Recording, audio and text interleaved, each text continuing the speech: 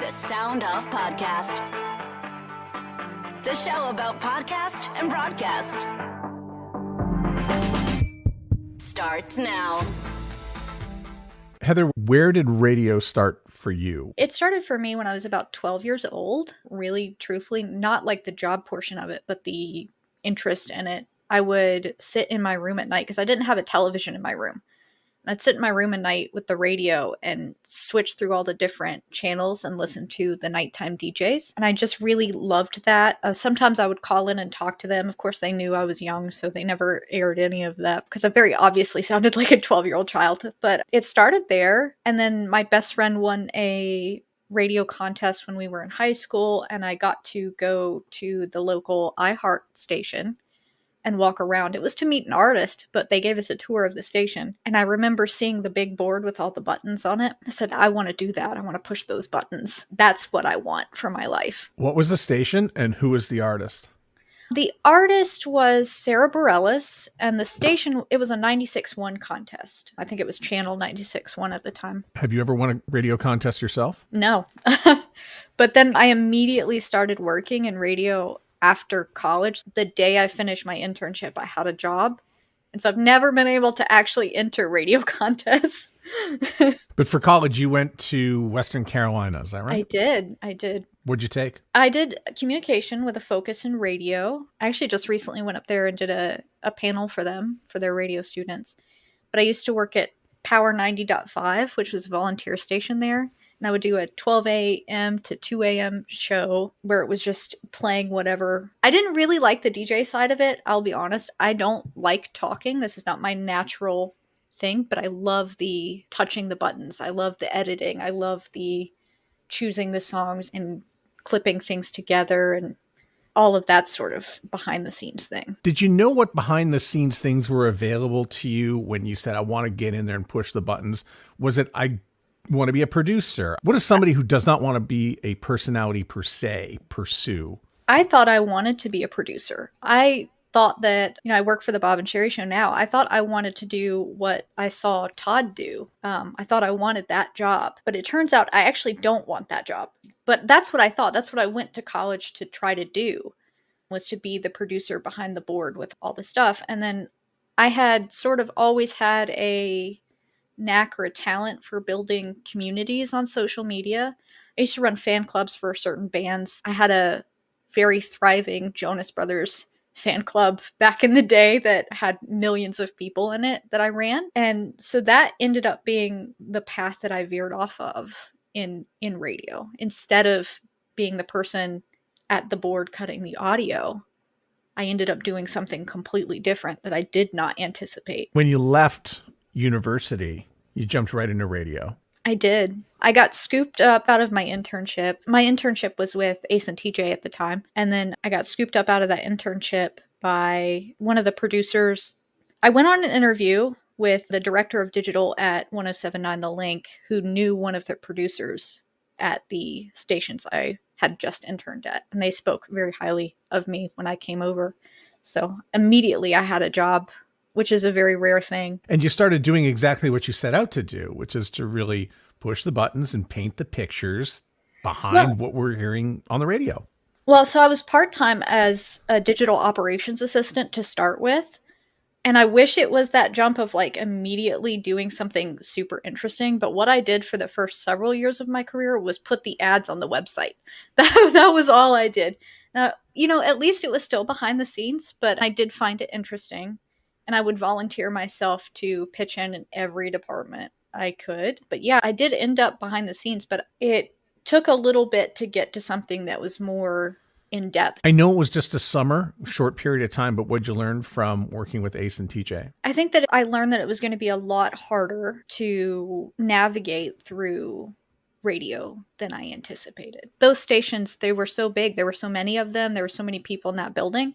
It's a lot to navigate. When you're in college and you're in an internship, you're just a silly kid, really, and you make a lot of mistakes and you say a lot of things you shouldn't say. And I think that was the thing that really I took away from that, was just being like, it's going to be a little bit harder to navigate the people of the industry than you think. You always think the job itself is going to be hard, but it's really the people. And you're getting into radio at a time when there's a lot of people who have answers. There's a lot of pressure, and especially between the department you were in and what you did versus what radio traditionally was known for.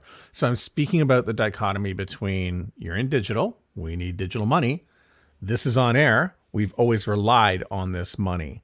So was it stress from day one for you? Yeah, so that was 2015, right? So the job that I was doing, nobody had ever done at that station before.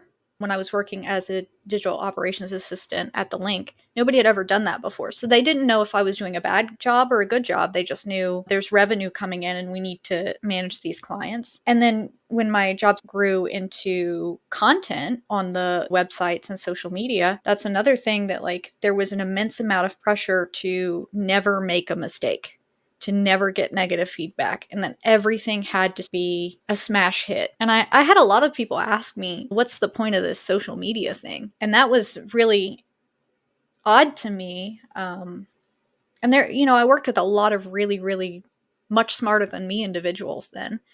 But there were some people that really still at the time rallied against social media, and they thought it was a waste of our time and resources. So how much effort do you need to put in to sell people that it isn't, and what do you tell them? And I'll be the dinosaur on this. I've always been a proponent of this, but I used to get the same sort of pushback. And I sometimes wonder if I didn't tell people the right thing in order to convince them that it was worth our time.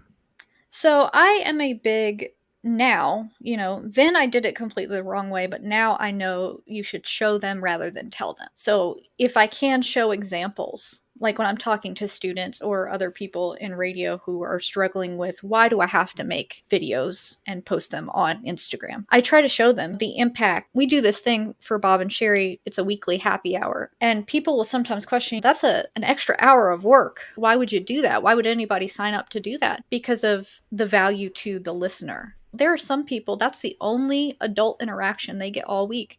Some people in our audience, we're the only people they talk to. And it's creating that bond with the listener.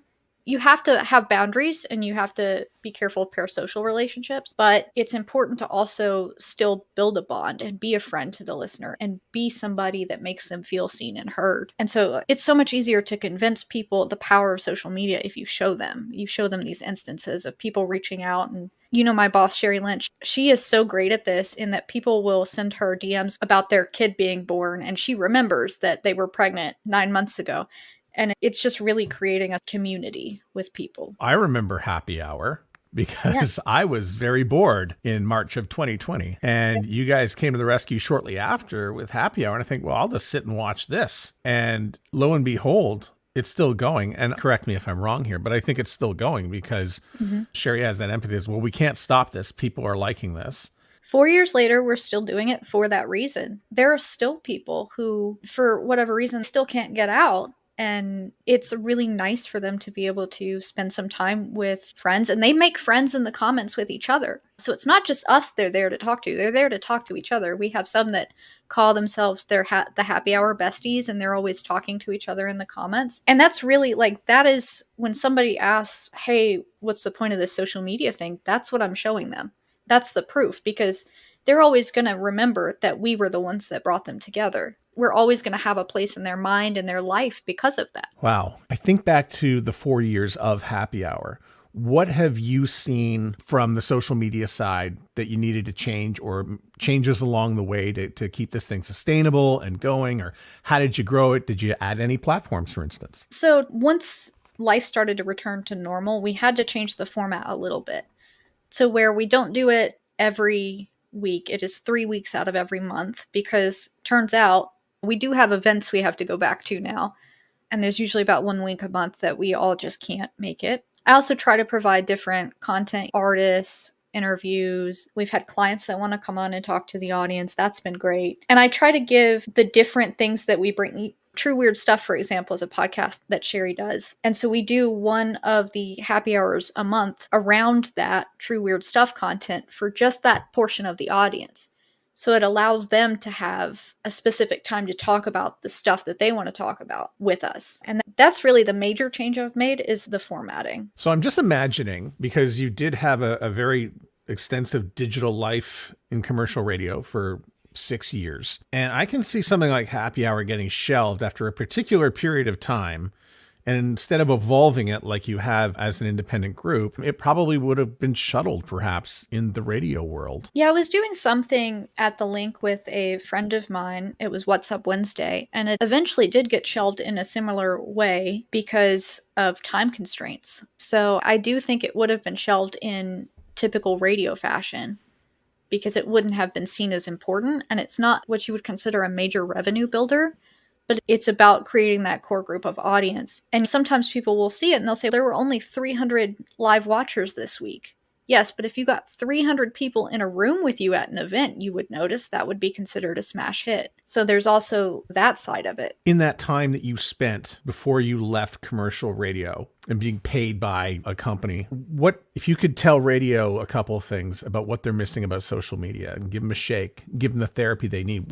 How do they screw up digital so badly? I think they're doing it with the wrong thought process. Like a lot of things in radio, they don't put much effort or money into it if they can't see an immediate return, right? And social media doesn't work like that. It's a slow build. It's a tool for yourself more than it is a tool for your clients. Like, it's great if the client can get some value from coming onto your social platforms, but radio stations should be using it the same way like Duolingo does to really build themselves up and create a fun, interactive community for themselves. And they don't do that because ultimately that's what radio is supposed to be, right? Community. It's a voice of the community. And the social media has somehow just gotten either forgotten or isn't treated that way. So you said the word community probably 5 times. And you even started to say it when you started to reference before you got into radio.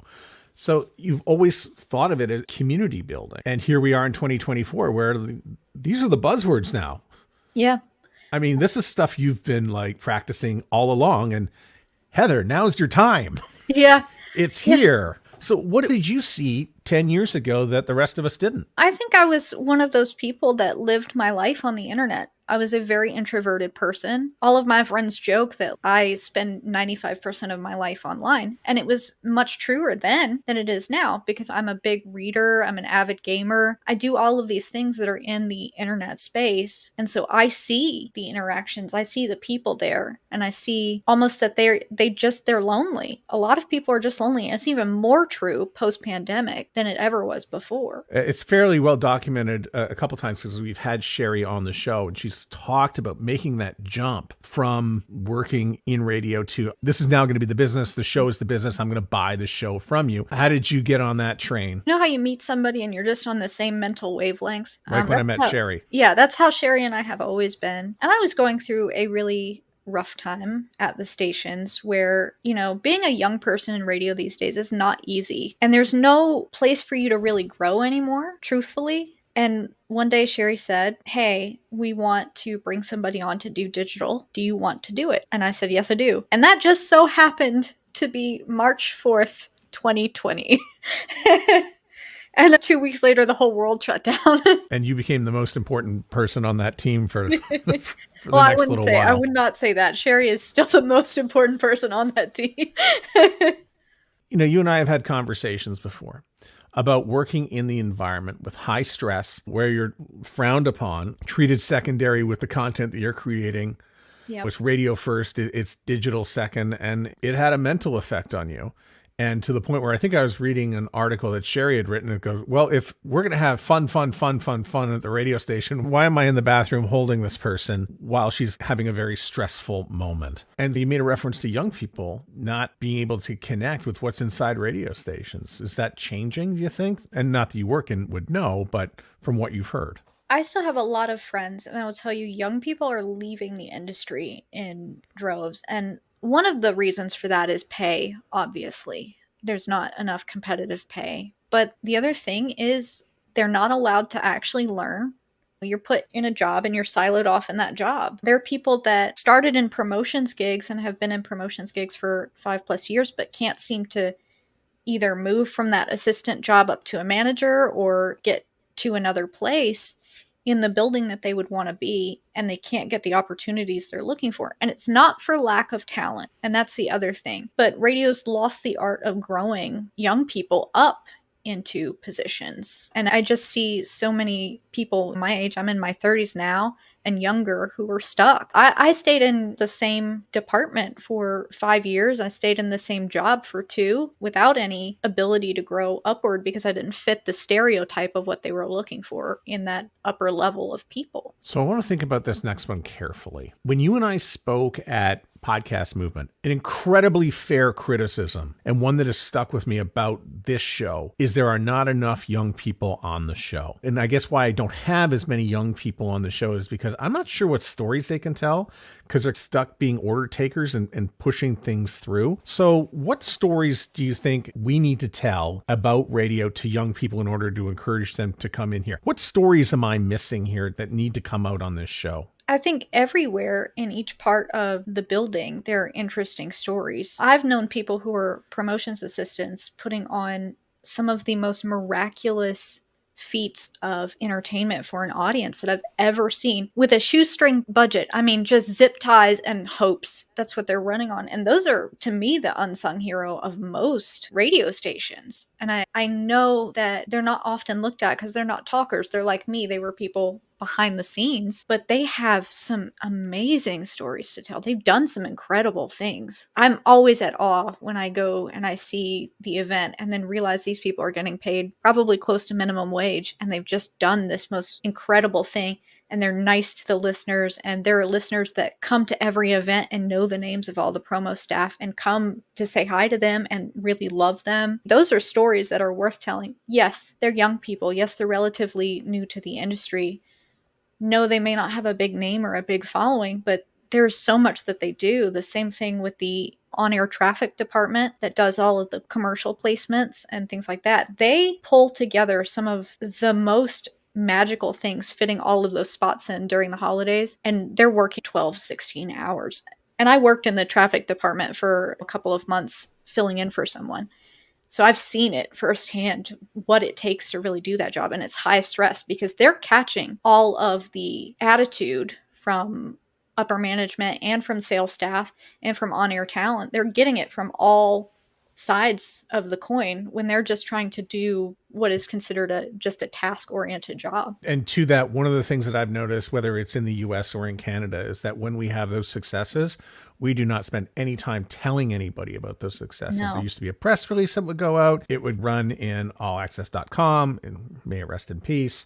I don't know where to go get my radio news anymore. Right. Yeah, it's tough to find those stories. By the way, if you're listening to this and you do have a phenomenal radio success story, do let me know. We'd love to have you on the show. As for the digital stuff that you do with Bob and Sherry, here you come with this huge skill set of what you know, and you come into the show. And pandemic aside, I'm just going to guess that you're super, super heavy on Facebook, but you've got to cover most of America with some of this content. You've got markets across the US. Oh my God, you're busy every day.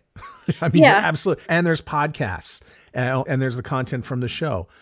What's your day look like? Most of it is spent on Facebook, going through comments, sifting.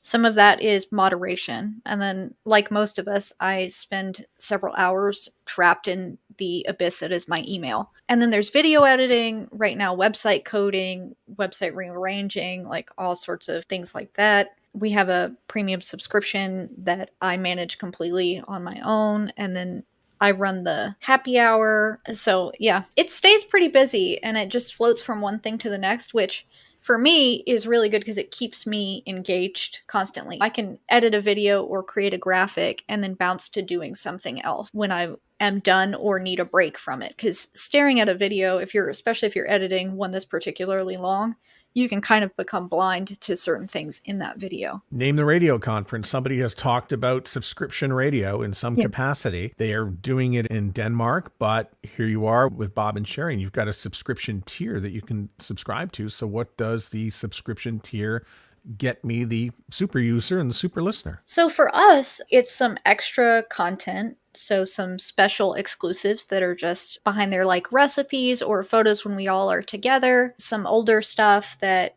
has never before been released and we just put in there for fun. And then there's access to old chat room bits. People really enjoyed the chat room from years ago. And it costs a lot to host those things on just a regular podcast. So to offset that cost, we put it behind the premium. They have commercial-free versions of the podcast that they can access through their preferred podcast listening software, whether that's iTunes, Android, Spotify, and it's completely commercial-free, as well as we'll do specific holiday-oriented releases for things. We'll put special episodes out. There's a lot of stuff back there that just makes it a value. It's incredible too. And how many are on the team? I count 6, 7, 8. I think it's 8. Yeah. And by the way, if you're listening to this and you think the people who are involved with this, and I've got Heather on here because Heather knows digital and manages this big property and this big entity.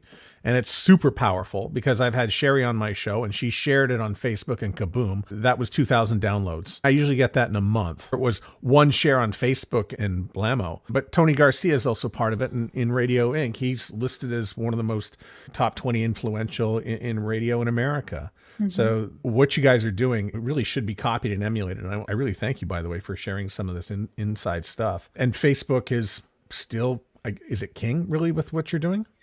So that is a question I get asked all of the time, and it is highly dependent on your demographic. So for us, yes, but for maybe a younger group, they probably want to be on Instagram. I would say TikTok, but there's some up in the air about whether or not we'll still have access to that, or YouTube. And it's very dependent on your audience. If you are geared more towards men, you may want to look at doing things on Twitch or Twitter or X now, or Reddit, because that's more the male dominated populations of the audience. So it's really going to be highly dependent on your demographic. You haven't given anything up though. Like you're totally everywhere. Yeah, I'm a little bit everywhere. The show, we have names everywhere, but we don't necessarily use X.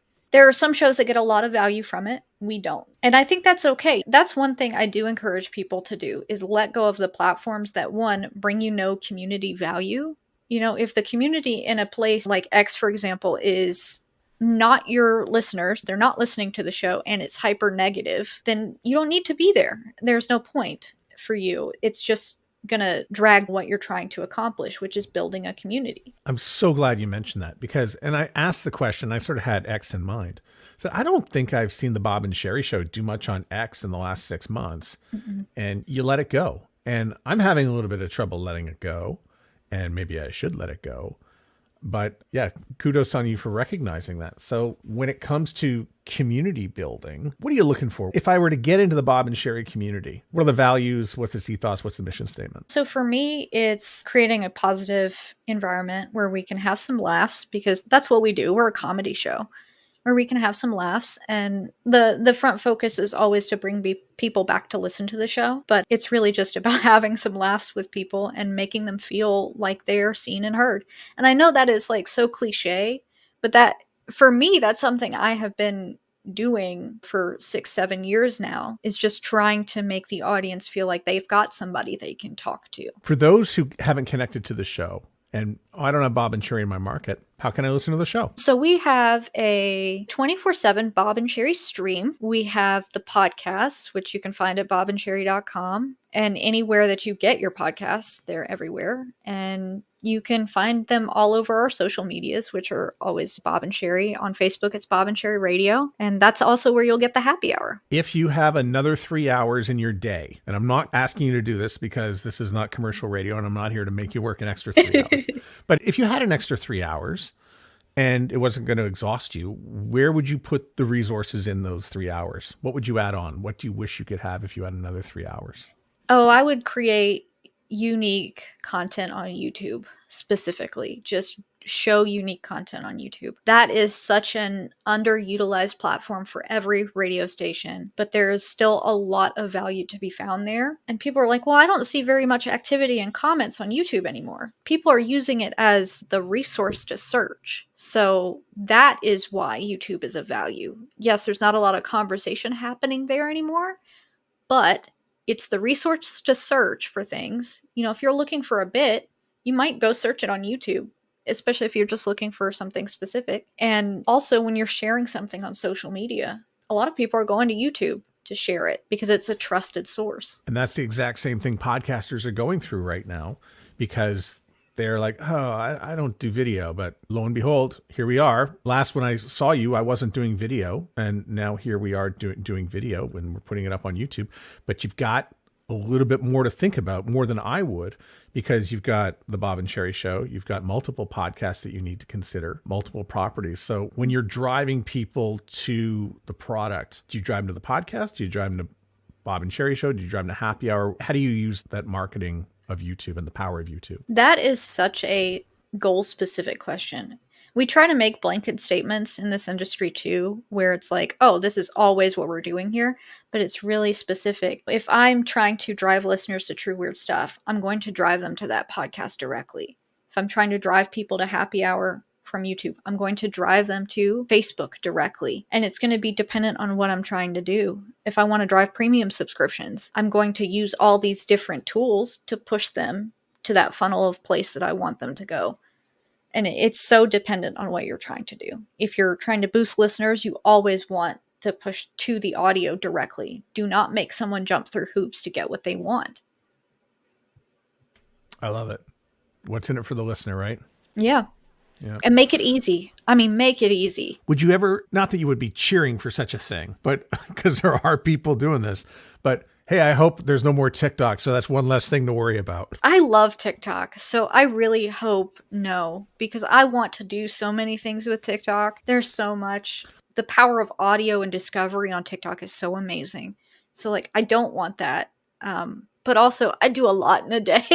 So putting that to the side right now is okay. But letting X go, for example, it was one of those things where I had a conversation. Am I continuing to do it because of my own, like the effort I've already put into it, sunk cost, or is it really valuable? And when I really looked, it wasn't really valuable. It wasn't driving new listeners at all. Are you finding any life on Threads? There is actually for us, particularly with True Weird Stuff. So I think with niche podcasters, Threads can be very, very good right now. Things change and that may not always be the case, but right now it's very good for that. And so this is my big takeaway from our conversation, because you're making me think about evaluating each one of these social media platforms. And it's not a numbers thing. It's not impressions. It's really, does this fit your community? Mm-hmm. Yeah. Right. And does it add something? Does it bring something new? Because I can tell you how Instagram brings a different group of our audience into the fold. And it's wildly different than Facebook. Even though they're the same company, different audiences. Heather, how do you look at the future for the next year for the Bob and Sherry Show as it pertains to digital? I said, well, if you had an extra 3 hours, you'd love to push it into YouTube. We've already talked about TikTok could stay, could go. Is there anything else that you're looking at as maybe being a trend, or somewhere else that you think that there's an opportunity for some community building for anybody doing a podcast or a radio show? I think for radio in general, there are a good amount of women targeted demos that could really get value out of being on Pinterest and putting time and effort into Pinterest. There's also a good amount of value from being in places like Reddit and creating boards on Reddit. And you see this with podcasters all the time. They have their Reddit communities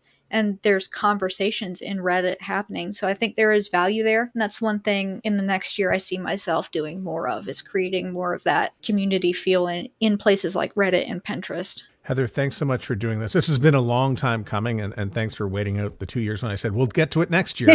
We'll get to it next week. I promise. But thanks for doing this. I appreciate it. Yeah, anytime. The Sound Off Podcast is written and hosted by Matt Kundle. Produced by Evan Serminski. Edited by Chloe Emo Lane. Social media by Aiden Glassy. Another great creation from the Sound Off Media Company. There's always more at soundoffpodcast.com.